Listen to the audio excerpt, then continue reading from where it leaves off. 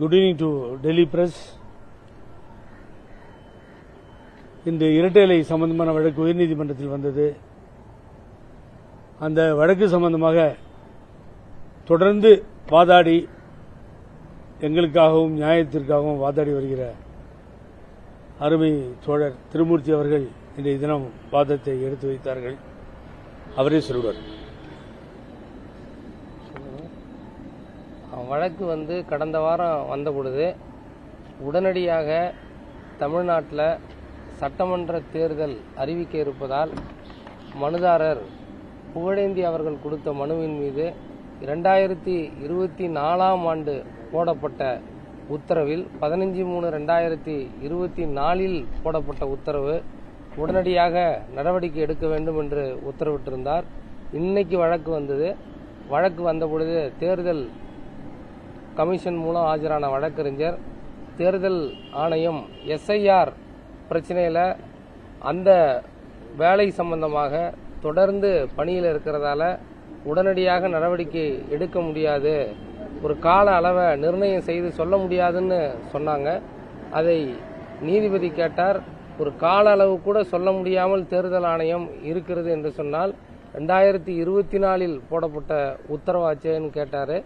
உடனடியாக மனுதாரர் அவர்களினுடைய கோரிக்கைக்கு முன்னுரிமை கொடுத்து நாங்கள் நடவடிக்கை எடுப்போம் என்று சொன்னார். அதற்கு 4 வார காலத்திற்குள்ளாக நீங்கள் நடவடிக்கை எடுக்க வேண்டும் என்று நீதிபதி பதிவு செய்து கொண்டு உத்தரவிட்டிருக்கிறார். எனவே 15/3/2024 போடப்பட்ட உத்தரவின்படி வருகிற சட்டமன்ற தேர்தலுக்கு உள்ளாக இரட்டை இலை சின்னம் தொடர்பாக மனுதாரராக இருக்கக்கூடிய புகழேந்தி அவர்கள் கொடுத்த மனுவில் உடனடியாக நடவடிக்கை எடுக்கப்படும் என நம்புகிறோம். இல்லையெனில் மீண்டும் நீதிமன்றத்தில் முறையிடுவோம். சார், இப்ப இந்த இரட்டை இலை மீட்பு அந்த விவகாரத்தை பொறுத்த வரைக்கும் கிட்டத்தட்ட நீர்த்து போன ஒரு விஷயமா மாறிச்சோன்றது. ஏன்னா சசிகலா அவர்கள் தனி கட்சி தொடங்கக்கூடிய அந்த யோசனைக்கு போயிட்டாங்க, ஓபிஎஸ் அவர்களும் அந்த யோசனைக்கு போயிட்டாங்க. இப்ப யாரெல்லாம் அதிமுகவை மீட்டெடுப்போன்னு இருந்தாங்களோ அவங்க யாருமே இப்ப அந்த கொள்கையில இல்லாம போயிட்டாங்க. இனி நீங்க தொடர்ந்து போராடி என்ன ஆக போகுதுன்ற ஒரு கேள்வி இந்த இடத்துல மிக பிரதானமா எழுந்திருக்கு. அதாவது ஒரு அருமையான கேள்வி. நான் எந்த காலத்திலையும் தவறி கூட மீட்டெடுப்போம்னு சொல்றதே இல்லை. கட்சி என்னோடது, தலைவர் அம்மா, பேரறிஞர் அண்ணா, தந்தை பெரியார் எங்களுடைய தலைவர்கள். மீட்டெடுக்க வேண்டிய அவசியமே இல்லை. எப்பொழுதும் இந்த தொண்டர்களோடு நாங்கள் இருந்து கொண்டே இருக்கிறோம். ஆகவே மீட்டெடுப்பது என்பது தேவையில்லாமல் இவர்களா எழுப்பி நீங்க சொன்ன மாதிரி சரியானதுதான். இந்த தலைவர்கள் தேவையில்லாம கோரிக்கையை வச்சு இப்ப தனித்தனியா பிரிஞ்சு அங்கேயும் ஓடிட்டு இருக்காங்க. That is your 100% correct. இப்படிதான் போயிட்டு இருக்கு. I am not denying. But ஆனால் பிரச்சனை அது இல்லை. இப்ப என்ன பிரச்சனைன்னு கேட்டீங்கன்னா, ஒரு தனிப்பட்ட நபரா the ordinary citizen of India have all the rights to file the complaint before the election commission of India. அதுக்கு ஒன்று நீங்க பார்ட்டியில் இருக்கணும், அங்க இருக்கணும், இங்க இருக்கணுன்ற அவசியம் கிடையாது. அது ஏற்கனவே ஜட்ஜி அதை மென்ஷன் பண்ணியிருக்காரு. அந்த அடிப்படையில் நான் ஓபிஎஸ்க்கு ஃபேவராவோ எங்க advocate Thirumurthy sir, Kanimozhi sir, Meiyappan, யார் நம்ம அட்வொகேட்ஸ் எல்லாமே நாங்க பொதுவா நீங்க எடப்பாடிக்கு கொடுங்க, நீங்க ஓபிஎஸ் கொடுங்க, நாங்க அப்ளிகேஷனை போடல. பழைய ரெப்ரசன்டேஷன் பெண்டிங் இருந்தது, நடவடிக்கை எடுக்கலன்னு சொன்னோம். புதுசா கொடுக்க சொன்னார். 2 வருஷத்துக்கு முன்னாடி ஜட்ஜி கொடுத்தோம். போன ஆர்டர்லயும் இப்ப நீ முடிவு பண்ணணும்னு சொன்னாரு. எலெக்ஷன் கமிஷன் புறக்கணிக்குது. அதுக்காக கண்டெம்ட் போனோம். ஆகவே பொதுவா தான் as far the supreme court direction இந்த வழக்கு இரட்டைலை வழக்கு பிரதான சிவில் வழக்கு தான் முடிவு செய்யணும்னு உத்தரவு போட்டிருக்கு. அதை மதிக்கிறதே இல்லை எலெக்ஷன் கமிஷன். அதனால கடைசி வரைக்கும் போராடி பார்ப்போம். அடுத்து சார் சொன்ன மாதிரி இன்னும் டிலே பண்ணா சுப்ரீம் கோர்ட்டுக்கு போறதுக்கு சார்கிட்ட ரெக்வஸ்ட் பண்றேன், ரெடி பண்ணிட்டேன். ஆகவே ஈரோடு பை எலெக்ஷனுக்கு மாத்திரம் தான் இரட்டைலை கொடுத்திருக்கு, அப்புறம் கொடுக்கல. நாட் பியாண்ட், ஒன்லி 98 நினைக்கிறேன், ஈரோடு பை எலெக்ஷன் மாத்திரம் கொடுத்தாங்க. இதுதான் தீர்ப்பு. ஆகவே இதை ஏமாத்திட்டு போய்கிட்டு இருக்காங்க. எடப்பாடி பழனிசாமி ஒருத்தர்கிட்ட கொடுத்தது தப்புன்னு இதுதான் கேஸ் சார். ஆகவே இதுல நீர்த்து போனதுன்னு சொல்ல முடியாது. திடீர்னு உயிர் வரும் வராம போகும். அது கூட பின்னாடி ஒரு காரணம் சொல்றாங்க. அது நீங்க தான் சொல்லணும். நான் உச்சநீதிமன்றத்தையும் உயர்நீதிமன்றத்தையும் டெல்லியில நம்புகிறேன். ஆனா இந்த கட்சி எடப்பாடி கிட்ட இருந்து நாங்க திரும்ப பெற்றுவோம் அப்படின்னு இவ்வளவு தீவிரமா இருந்தவங்க எல்லாருமே அந்த வழியிலிருந்து மாறி போனதுக்கு என்ன காரணம் நினைக்கிறீங்க? ஓபிஎஸ் அவர்கள் டிஎம்கே கூட போயிடுவார் அப்படின்ற மாதிரியான விஷயங்கள்லாம் இருக்கு. இந்த கேஸ்ல அவங்களோட நீங்க ரொம்ப வருஷமா பயணிச்சிருக்கீங்க. அவங்களோட இந்த முடிவுகள்லாம் என்ன மாதிரியான தாக்கத்தை? தன்னம்பிக்கை இழந்து விட்டார்கள். கான்பிடன்ஸ், அவங்களுடைய தன்னம்பிக்கை, போராட்டத்தை போராடி வந்த கட்சியில் இருந்து இழந்து விட்டார்கள். தன்னம்பிக்கை இழந்து தடுமாறும் பொழுது இப்படிப்பட்ட நிலைகள் ஏற்படுகிறது. ஆகவே இந்த வழக்கை பொறுத்தவரை எனது தன்னம்பிக்கையை நான் இழக்கவே இல்லை. அது அவர் கையிலிருந்து டெபாசிட் போறது வேற விஷயம். ஆனால் அவர் கையில் இருக்கக்கூடாது. ஒரு தீயவர்களிடம் இந்த இரட்டை இலை சின்னம், வெற்றி சின்னம் இருக்கக்கூடாது தான் என்னுடைய எய்ம். ஆகவே தன்னம்பிக்கை இழந்தவர்கள் எல்லோரையும் சேர்ந்து போறதுக்கு ஒரு எடப்பாடி பழனிசாமி தயாரா இல்லை சார். இணைந்து போக தயாராக இல்லைன்னா இதே போராட்டமா இருக்கேன்னு சொல்லி ஒவ்வொருத்தரும் ஒரு முடிவு எடுக்கிறாங்க. அவருடைய சொந்த முடிவு. I cannot interview. இப்ப ஓபிஎஸ் அவர்கள் டிஎம்கே கூட ரொம்ப நெருக்கமானதுதான் இப்ப பெரிய அதிமுகவுல பெரிய சலசலப்பு. அவர் அதிமுக இல்லைனாலும் கூட டிடிவி தினகரன் பயங்கரமான ஒரு விமர்சனத்தை முன் வச்சிருக்கிறாரு. நிறைய முக்கியமான தலைவர்கள் இப்படியான விமர்சனங்கள் வச்சிருக்கிறாங்க. என்ன காரணம் ஓபிஎஸ் அவர்கள் இப்படியான நிலைப்பாடை மாற்றி எடுக்கிறதுக்கு என்ன காரணம்? ஏன்னா ஜெயலலிதா அவர்கள் முழுமையா நம்பினது பன்னீர்செல்வம். முன்னாள் முதலமைச்சராக இருந்தார், ஒரு கட்சியினுடைய தலைவராக இருந்தார், 10 முறை பட்ஜெட்டை சமர்ப்பித்தார். ஒரு நேரத்தில் மக்கள் இவரே தொடர்ந்து இருக்க வேண்டும் என்று நினைத்தார்கள். இப்படியெல்லாம் இருந்தவர் ஒரு முதல்வரை, மாண்புமிகு முதல்வரை பார்த்து பேசுவதோ, அவரோடு தனியாக உட்கார்ந்து பேசுவதோ தவறாகாது. அவர் என்ன செய்ய போகிறார் என்பது எனக்கு தெரியவில்லை. அது செய்யும் பொழுது நான் உங்களுக்கு பதில் சொல்கிறேன் இந்த கேள்விக்கு. அது நான் டிசைடட் எனிதிங் நவ். அவரை தவறாக பேசக்கூடாது.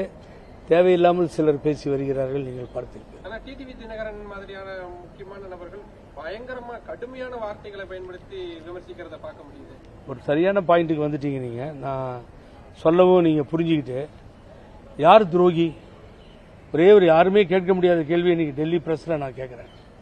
ஒரே ஒரு வார்த்தையை சொல்றேன். அன்னைக்கு கூப்பிட்டு அம்மா கிட்ட எப்படி அவர் ராஜினாமா கொடுத்த பதவி திருப்பி கொடுத்து சரித்திரம் படைத்தார் ஓ பன்னீர்செல்வம் அம்மா பாராட்டினாங்க. என்டிஆர் பாஸ்கர் ராவ் மாதிரி ஆகல. ஆனா இங்கேயும் கூட்டு கேட்டப்போ மிரட்டினாங்களோ அந்த ராஜினாமாவை தூக்கி போட்டு வெளியில வந்துட்டார். நான் அந்த இடத்துல இருந்திருந்தா என்ன பண்ணிருப்பேன் தெரியுங்களா? நான் சொல்லட்டுமா? முதல்ல இவங்களை வீட்டு காவல் வைக்க சொல்லிட்டு கவர்னர் ஓட்டாரு. சந்திரபாபு நாயுடு கூட சொன்னார் சந்தேகம் வருதுன்னு.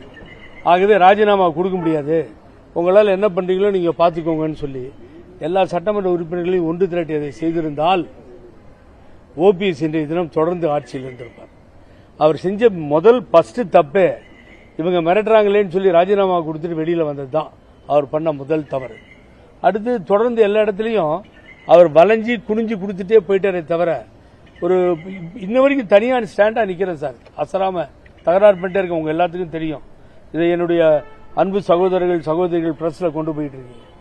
தொடர்ந்து போராடுகிறோம். நான் வக்கீல் திருமூர்த்தியை வச்சு எல்லாரையும் வச்சு அது அவர் சரியாக போராடவில்லை என்பது வேறு விதமாக இருந்தாலும் தினகரனுக்கெல்லாம் பன்னீர்செல்வத்தை பற்றி அண்ணனை பற்றி பேசுவதற்கு எந்த அருகதையும் யோகியதையும் இல்லை. இன்னும் 15 முறை திகார் ஜெயிலுக்கு போனாலும் பிஜேபியோட கூட்டணி வச்சுக்க மாட்டேன், உயிரே போனாலும் பிஜேபியோட கூட்டணி வச்சுக்க மாட்டேன், அதோட மாத்திரம் இல்லாம தூக்குல தூங்குவேன். சமீபத்தில் பார்த்திருப்பீங்க கயிறு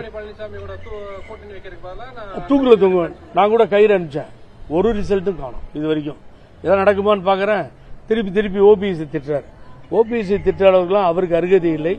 இன்னைக்கு நான் சொல்றேன், தினகரன் அவர்களே மிக தெளிவாக தெரிந்து கொள்ளுங்கள். உங்க டிராமா என்னன்னு தெரியும். 300 சீயை வாங்கிட்டு இந்த சேஞ்சஸ் ஏற்பட்டிருக்கு. சீன அது சாக்லேட். 300 சீயை வாங்கிட்டு இப்படிப்பட்ட சூழ்நிலை ஏற்பட்டிருக்கிறது. அதுக்கு நீங்க என்ன பண்ணிருக்கீங்கன்னு தெரியும். சேரவே மாட்டேன்ற கட்சியோட சேர்ந்துட்டு அவர் அண்ணனை பற்றி பேசுவதற்கு எந்த தகுதியும் அருகதையும் உங்களுக்கு இல்லை. நான் இன்னைக்கு ஒன்ன பதிவு பண்றேன். எனக்கு அந்த இரட்டை இலை கேஸும் தெரியும். நீங்க இதுக்கு லஞ்சம் கொடுத்த முறை, அந்த விவகாரம், சென்ட்ரல் கிரைம் பிரான்ச் டெல்லி எடுத்திருக்கின்ற முடிவுகள் பற்றி எனக்கு தெரியும். அந்த கேஸ் வலுவா இருக்கு, ஃபெரா கேஸ் இருக்கு. திரும்பவும் சொல்லுகிறேன் தினகரனுக்கு, நான் தினகரன் அவர்களே இதே டெல்லி திகார் ஜெயிலுக்கு வருகின்ற காலம் வெறு தொலைவிலே இல்லை. அந்த ஜெயில் திருப்பி உங்களை கூப்பிடும். நீங்களே 15 தடவைன்னு சொன்னீங்க. வெகு விரைவில் இந்த ஜட்ஜ்மெண்ட் வரும், ஜெயிலுக்கு வருவீங்க.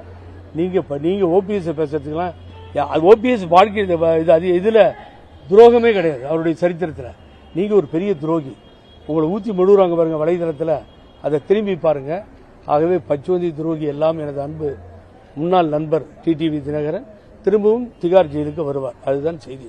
ஏன் சார் டிடிவி தினகரன் மேல என்ன இவ்வளவு ஓபிஎஸ் அவர்கள் கூட இவ்வளவு காட்டமான வார்த்தைகளை பயன்படுத்தல, ஆனா நீங்க இவ்வளவு தூரம் பயன்படுத்திட்டீங்க, என்ன காரணம்? ஆட்சி இழந்தோம், அதிகாரத்தை இழந்தோம், அவரை முதலமைச்சராக்கினோம், எடப்பாடி பழனிசாமியை கட்சி இழந்தோம், எல்லா பொறுப்புகளையும் இழந்தோம். நம் முன்னால் கை கட்டி நின்றவர்கள் எல்லாம் தினகரனை தூக்கி வெளியில் எரிஞ்சிட்டு இந்த மாதிரி ஒரு சூழ்நிலை ஏற்படுத்தினார்கள். அதற்கு பின்னாலே அவர்தான் பொது எதிரின்னு நிறுத்தினோம், போராடினோம், எல்லாம் பண்ணோம். இன்னைக்கு என்ன சார் பங்காளி, பகையாளி, உறவாளி, பங்காளி எல்லாம் மாறுது. அப்படி சிஸ்டம் மாறுது. ஜாதியெல்லாம் பேசுறதே இல்லை, உங்களுக்கு தெரியும். இவர் கவுண்டர் எப்படி பங்காளி ஆகிறார் தேவருக்குன்னு எனக்கு ஒன்றும் புரியல. ஜாதியா எடுத்துட்டீங்கன்னா எல்லாம் அங்கே இருக்கவங்களாம் திட்டுறாங்க. அவர் நிலைப்பாட்டை அப்படியே மாற்றிக்கொண்டு அவரையும் அவருடைய சித்தி என்கிற சொல்லக்கூடிய சின்னமாவையும் தெருவிலே நிறுத்தி அசிங்கப்படுத்திய மனிதனோடு இவர் போகிறதே கேவலமான செயல் சார். இது எப்படி ஏற்றுக்க முடியும் சொல்லுங்க பார்ப்போம். அதை மறைக்கிறதுக்கு ஏதோ ஒரு பாட்டுக்கு வளர்றாரு, ஆன்றாரு, ஊன்றாரு. அவர் போய் பேசலாமாப்பா பன்னீர்செல்வத்தை தேவையில்லாமல் பேசுகிறார். நீ கேட்டதுக்காக இதெல்லாம் சொன்னேன்னு திரும்பவும் திகார் ஜெயிலுக்கு வருவது எவனாலும் தடுக்க முடியாது. பார்ப்போம். நான் தான் அழைத்து சென்றேன். இந்த திகார் ஜெயிலுக்கு வந்தேன், இதே டெல்லிக்கு வந்தேன். அவருக்கு புது வாழ்வை கொடுத்தா அவரை தலைவராக பண்றதுக்கு புகழேந்தி தான் காரணம். நானே சொல்றேன், அன்பு நண்பரே, திகார் ஜெயில் காத்திருக்கிறது. பொறுத்திருந்து பார்ப்போம், நல்ல தீர்ப்பு வரும்.